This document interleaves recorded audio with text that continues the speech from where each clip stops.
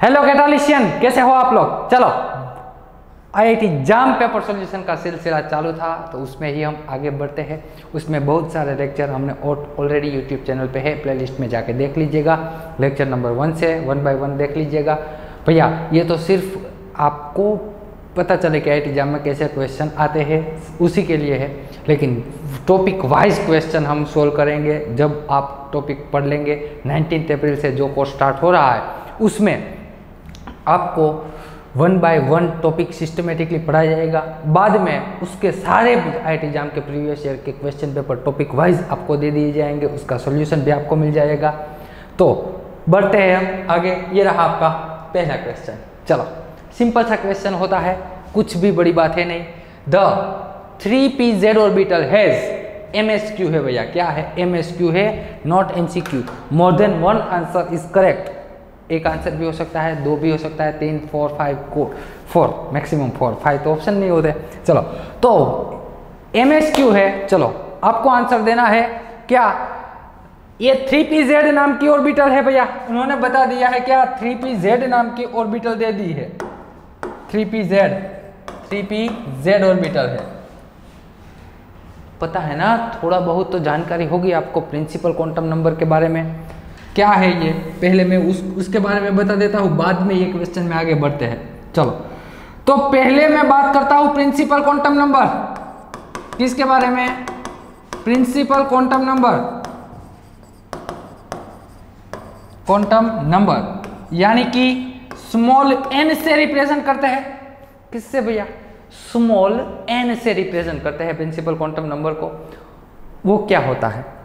तो क्या आपको जो भी ऑर्बिट दी गई है ना, ये जो आपको ऑर्बिटल दे दी है 3pz, उसमें जो आगे का डिजिट है, आगे का कोफिशिएंट है, ये ऑर्बिटल के आगे जो कोफिशिएंट दिखाई दे रहा है ना आपको, ये 3 नंबर, इसको बोलते हैं प्रिंसिपल क्वांटम नंबर। कोफिशिएंट को क्या बोलते हैं? ऑर्बिटल के आगे जो कोफिशिएंट है उसको हम बोलेंगे प्रिंसिपल क्वांटम नंबर। यानी कि यहाँ प्रिंसिपल क्वांटम नंबर की वैल्यू हो गई 10। करेक्ट? क्लियर इतनी बात? फिर आता है एंगुलर क्वांटम नंबर। क्या होता है? एंगुलर क्वांटम नंबर, जिसे हम स्मॉल l से रिप्रेजेंट करते हैं। किससे भैया? स्मॉल l से रिप्रेजेंट करते हैं। अब उसकी बात मैं बता दूं, l की वैल्यू क्या हो सकती है? l यानी वो बताता है ऑर्बिटल। क्या बताता है? ऑर्बिटल बताता है। यानी कि यदि l की वैल्यू 0 हो सकती है, 1, 2, 3 कोई भी हो सकती है। याद रखना, ये फुली डिटेल में GIOC में मैं इसको, ये 12th साइंस का कॉन्सेप्ट है। 12th वाले बच्चों को भी यदि ये क्वेश्चन पूछते ना तो आ जाता। 12th साइंस का ही 11th का, 12th का क्या है? 11th चैप्टर नंबर 3, 11th में चैप्टर नंबर 2 चैप्टर नंबर, उसमें ये क्वेश्चन, उसका ही ये पूरा का पूरा कॉन्सेप्ट है। प्रिंसिपल क्वांटम नंबर, फिर आता है एंगुलर क्वांटम नंबर, फिर आता है मैग्नेटिक क्वांटम नंबर और लास्ट में आता है स्पिन क्वांटम नंबर। वो सारा का सारा इन डिटेल मैं आपको GIOC में करवाऊंगा, जनरल इनऑर्गेनिक केमिस्ट्री में। 19 अप्रैल से हम स्टार्ट करेंगे, उसमें आपको सब कुछ पता चल जाएगा। लेकिन अभी हमें क्वेश्चन सोल्व करने के लिए ज़रूरत है। तो L, स्मॉल l यानी कि एंगुलर क्वांटम नंबर है, उसकी वैल्यू भैया या तो 0 होगी या 1, 2, 3 वॉटेवर कोई भी हो सकती है, पॉजिटिव इंटीजर वैल्यू। यदि समझ लेना l की वैल्यू 0 है तो वो ऑर्बिटल होगी। कौन सी ऑर्बिटल होगी? ऑर्बिटल वो होगी s ऑर्बिटल। कौन सी होती है? s orbital. यदि l की वैल्यू 1 है तब वो p ऑर्बिटल होगी। यदि l की वैल्यू 2 है तब वो d ऑर्बिटल होगी। यदि l की वैल्यू 3 है तब वो f ऑर्बिटल होगी। कौन सी होगी? sp-d-f। अब थोड़ा उल्टा समझ, थोड़ा उल्टा। यदि तुझे s ऑर्बिटल दे दे तो तुझे लिखना है l की वैल्यू, तो क्या लिखेगा? 0 आएगी ना। ये दोनों दिख सकता है। यदि l की वैल्यू 0 है तब s ऑर्बिटल कहते हैं। यदि s ऑर्बिटल तुझे दे दी है तो l की वैल्यू आएगी 0। ठीक वैसे ही यदि ऑर्बिटल p दे दी हुई है तो l की वैल्यू आएगी 1। यदि ऑर्बिटल d दी हुई है तो l की वैल्यू आएगी 2। यदि ऑर्बिटल f है तो l की वैल्यू आएगी 3।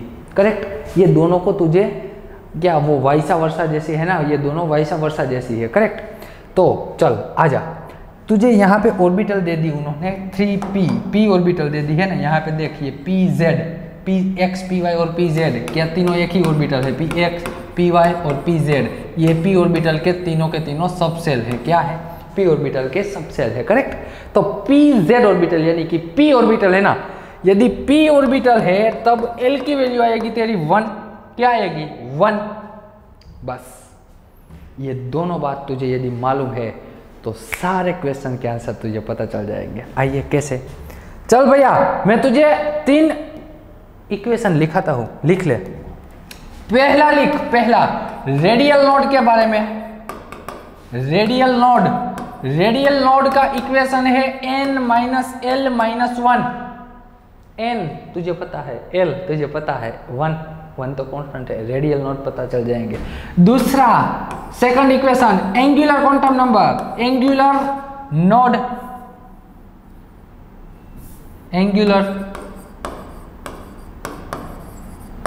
नोड के बारे में। एंगुलर नोड को हम लिखते हैं l, क्या, डायरेक्ट l की जो भी वैल्यू है वो तुम्हारा एंगुलर नोड हो जाएगा। और थर्ड नंबर होगा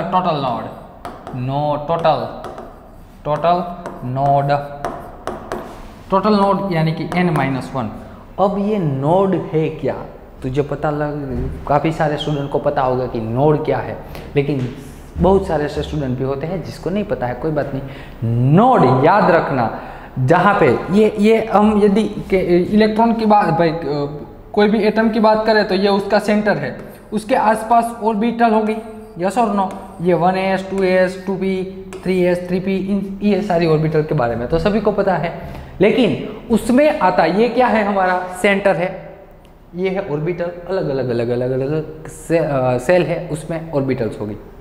तो नोड किसे कहते हैं, क्या नोड किसे कहते हैं, तो भैया नोड यानी याद रखना नोड जहां पर इलेक्ट्रॉन मिलने की प्रोबेबिलिटी 0 या तो नियर रूट 0 है, क्या, जहां पर इलेक्ट्रॉन मिलने की संभावना 0 या तो 0 के नज़दीक है, उसको हम कहते हैं नोड। तो ऑर्बिटल किसे कहते हैं, जहाँ पे इलेक्ट्रॉन मिलने की संभावना 95% है या तो 99% है, उसको हम क्या कह सकते हैं, ऑर्बिटल कहते हैं। मान लीजिए यहाँ पे ये पूरा का पूरा एक सेल है, उसमें 1s ऑर्बिटल कहीं होगी ना, ये 1s ऑर्बिटल है, मान ले यहाँ पे ये 3s ऑर्बिटल है, ये 3p ऑर्बिटल है, ये 3d ऑर्बिटल है, समझ ले ऐसे, क्लियर। तो जहाँ पर इलेक्ट्रॉन मिलने की संभावना सबसे ज़्यादा है उसको हम ऑर्बिटल कहते हैं। इतने, ये जो तुझे दिख रहा है ना, इतने एरिया में इलेक्ट्रॉन मिलने की यदि संभावना सबसे ज़्यादा है तो उसको हम ऑर्बिटल कहते हैं। और जहाँ पर इलेक्ट्रॉन मिलने की संभावना 0 या तो नियर इक्वल टू 0 है तो उसको हम नोड बोलते हैं। क्या बोलते हैं दोस्त, नोड, करेक्ट, समझ आ गए ना बात। नोड किसे कहते हैं, तो भैया जहां पर इलेक्ट्रॉन मिलने की संभावना है 0 या तो नियर इक्वल टू 0 तो उसको हम बोलेंगे नोड। तो आ दे इसका आंसर दे दे।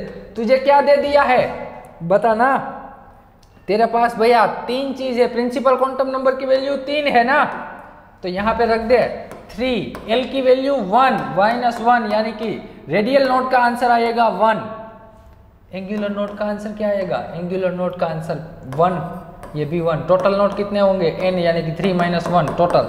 देख ले ये दोनों एंगुलर टोटल नोड यानी क्या, टोटल नोड किसे है, angular node plus radial node is equal to total node. Check कर ले, एंगुलर नोड कितने आए आंसर 1, अरे रेडियल नोड कितने आंसर आए 1, एंगुलर नोड का आंसर आया 1, यानी कि टोटल होना चाहिए 2। तो ये फॉर्मूले से मैंने टोटल नोड फाइंड किए तो मुझे 2 ही मिले। इसका मतलब ये दोनों आंसर सही है, ये दोनों आंसर क्या है, सही है। अब ऑप्शन में जाके देखना पड़ेगा ना, रेडियल नोड का आंसर भी 1 है, एंगुलर नोड का आंसर भी 1 है। चल देख, आ जा ऑप्शन में, यहाँ पे तुझे दे दिया है कि 1 रेडियल नोड है, हाँ भैया है, ये ऑप्शन नंबर ए दिया हुआ है 1 रेडियल नोड, वो तो है 1 रेडियल नोड करेक्ट ऑप्शन है। चल 2 रेडियल नोड गलत आंसर, एक ही आया ना हमने फाइंड किया उसमें। 1 एंगुलर नोड ये भी सही है, option number C. L answer आया किसका, एंगुलर नोड का 1 आया, रेडियल नोड आया 1, सही है। 2 एंगुलर नोड ये भी गलत, यानी कि यहां पे तेरा आंसर हो जाएगा A and C, both A and C दोनों तुझे टिक लगाने थे ऑप्शन में, दोनों के दोनों तुझे टिक लगाने थे। करेक्ट। आईआईटी जाम का क्वेश्चन 2016 पेपर 2016 का क्वेश्चन है। करेक्ट। एमएसक्यू था, दोनों आंसर तुझे टिक लगाने थे।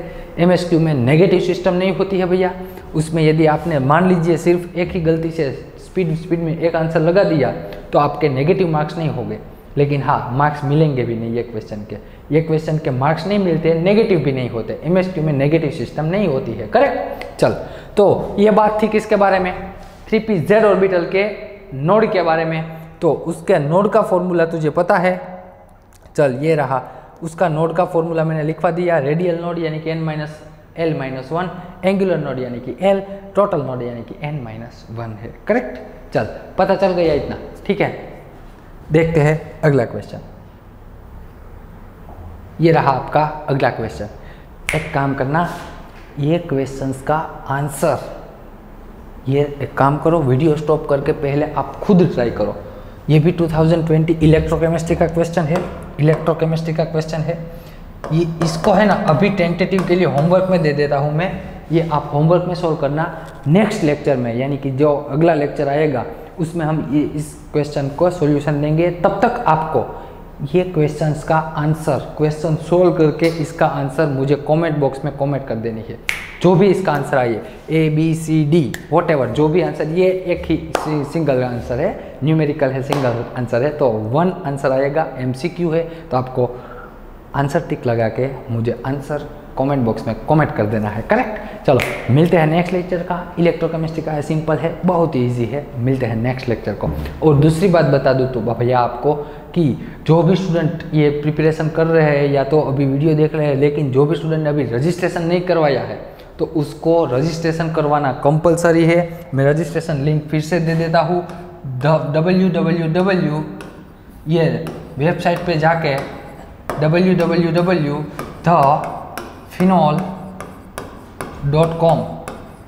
thephenol.com पे जाके रजिस्ट्रेशन करवाना है। और यदि कुछ क्वेरी है तो ये नंबर पे मुझे आपको कॉल कर सकते हैं या तो व्हाट्सएप मैसेज कर सकते हैं। ये नंबर पे आप मुझे व्हाट्सएप कर दीजिएगा, जब भी मैं जब टाइम मिलेगा फ्री होऊंगा तब मैं आपको रिप्लाई कर दूंगा। करेक्ट। मिलते हैं नेक्स्ट लेक्चर में। Thank you very much.